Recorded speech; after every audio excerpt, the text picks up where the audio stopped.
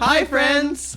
I'm Zach. I'm Mitch. And we are an excellent little podcast. We are here presenting you a little movie podcast starring Zach and Mitch. Hold on, Zach. We are doing a podcast. Okay.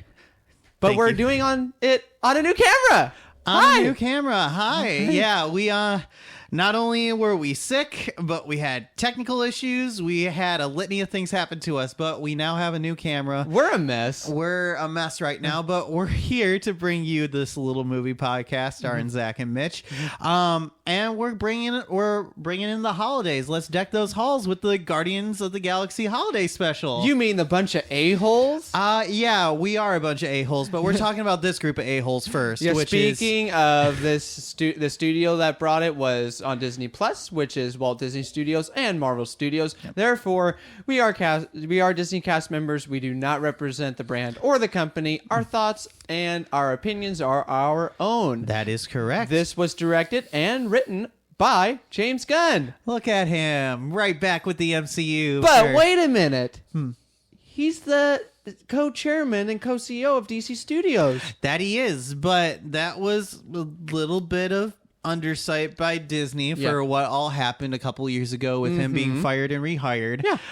So DC took that opportunity to scoop him up, and we Good idea, wish him, in my opinion. Oh, 100%. We wish him all the best of luck heading to DC, and but we can't wait to have him for our two final flicks with him, which is this holiday special, and then eventually on June 6th, the final Guardians of the Galaxy Volume 3, which will be the final iteration of the Guardians that we know of. Yeah, but a summary for this. After seeing Peter feeling down, Mantis and Drax team up to bring Peter some Christmas cheer. This is not IMDb. No, this is me. Yeah, that's because you. IMDb's synopsis was kind of garbage. So, all right. So now, Zach, remind me: is it my turn or your turn? So, I believe you are going to go. I'll do it. Yeah, you are going to go ahead and split up the episode. Yeah, so how we do things here, we do things a little different. Are you sure you need to split up this episode? Yeah. How we split this up. That was good. So how we do things here, we have our non-spoiler section. Zach will give his thoughts. I will give mine. We will talk about the cast and some other non-spoilerly things. Then we will enter our review section. Zach will give his review. I will give my review. We will discuss how we do our review once we get there. We're not quite there yet, but we will get there. But then Zach or I or both will sound an alarm, because by that time we will enter our spoiler section. We will talk about some spoilerly things about the special. Then we will go on our own separate ways. Who knows? We might actually have to record another episode after this. We're behind. Just a little bit. But don't worry, my friends. So we will go ahead and go into our first thoughts. So, yeah, is it okay if I start with the first thoughts? Fire away. All right. Yeah. So this was truly, to me, the Guardians coming right back to form. While the Guardians have been prevalent since Guardians 2, they've kind of taken a back seat. Kind of.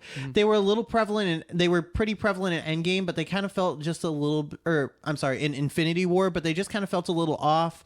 They were barely in Endgame and in Thor Love and Thunder. So this, I felt, was a really good back to true form for the Guardians. It was really great to see them, especially with the two that we primarily focus on, with Drax and Mantis. Yeah, I think you hit the nail right on the head. I'd have to agree. Definite back to form. Well, and the thing is, with those films, James Gunn didn't direct it. I'm sure he had some sort of involvement. Sure. But with him being at the helm, that really, really helped. So yeah, I have to agree. Very, very much true to form. But now, let's talk about the cast.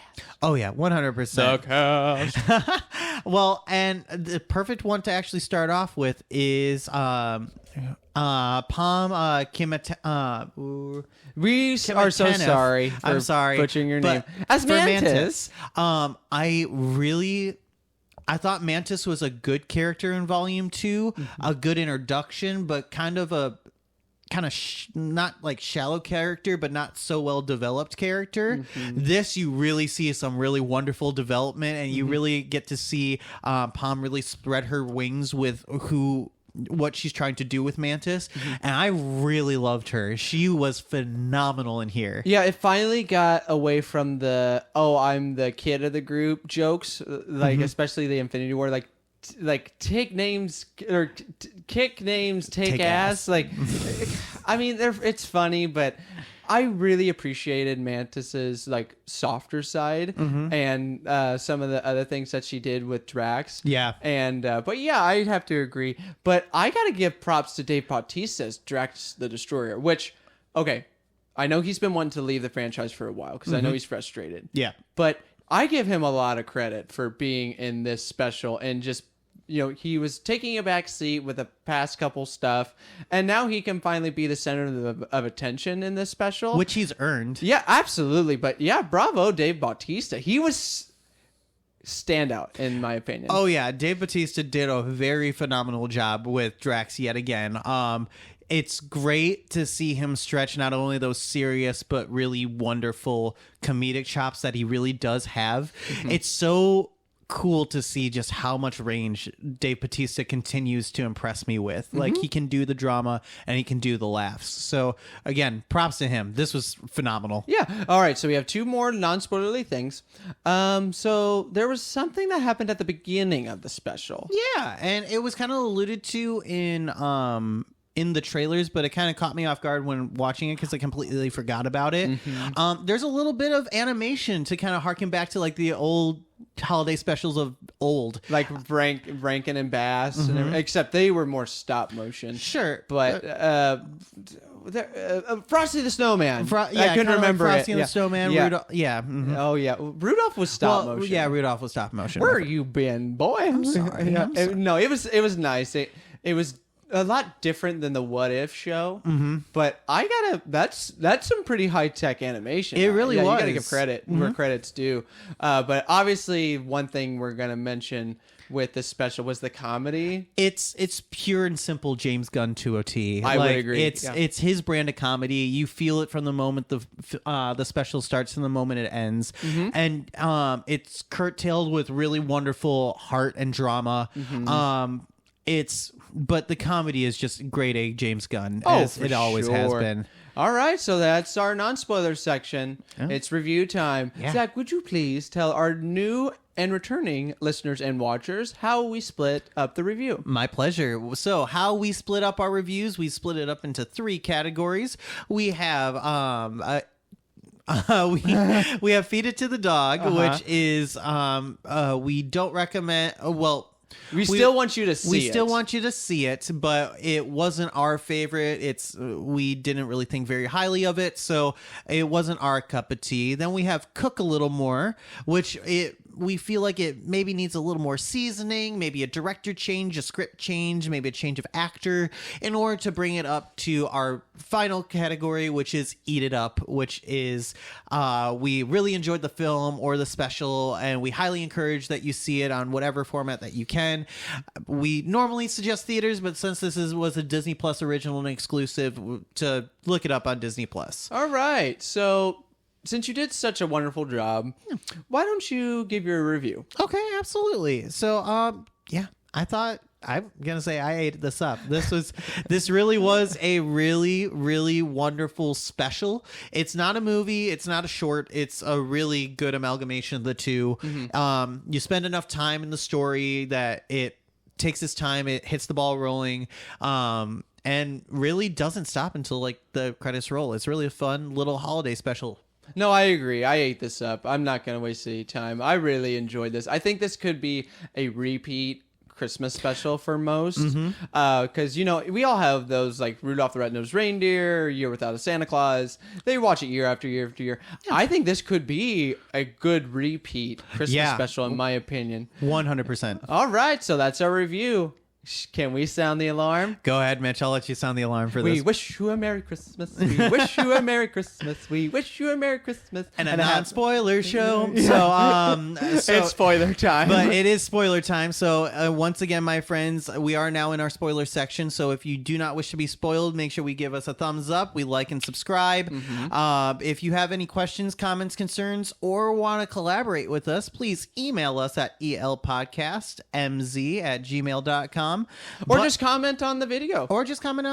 But we are now in our spoiler section. So, do you want to dive right on into it, Mitch? Mantis is Star-Lord's sister. Half sister, but still blood related, still sister. And they don't waste any time. It was like within the first 10 minutes. Oh yeah, they drop that bomb right on you, and it's a good way to give Mantis some motivation as to why she wants to bring some holiday cheer to Peter. Because you could have just gone like, oh, we need this holiday cheer for some reason, and then just kind of kept on building it. I thought it was a nice way just to kind of knock that out of the bat, so you can just like continually like build up anticipation for that reveal, the genuine reveal of her revealing that to Peter. Sure. So I thought it was really, really well done in that aspect. And speaking of what she did for Peter, Kevin, he was in the trailer. Yeah. But Kevin Bacon's role is literally, I loved every second of it. It's Kevin Bacon. 6 degrees of Kevin Bacon. It's our world savior, Kevin Bacon. Kevin Bacon. He's our savior. He saved a town through dance, like dance. Peter Quill did eventually in the MCU with the galaxy. Yeah, it's Kevin Bacon. That's all I have to say. It's legitimately Kevin Bacon, and I guarantee you he was probably wondering when Marvel was going to give him a call after the first Guardians film. So I'm happy they used it on just a small Christmas special just so that we could kind of have that. And he was able to play himself. That was neat. All right, so one more thing. Zach, you're probably going to have to take this because I know absolutely nothing about the band. The 97s. The 97s. So in Guardians of the Galaxy fashion, you can't forget the soundtrack. Sure.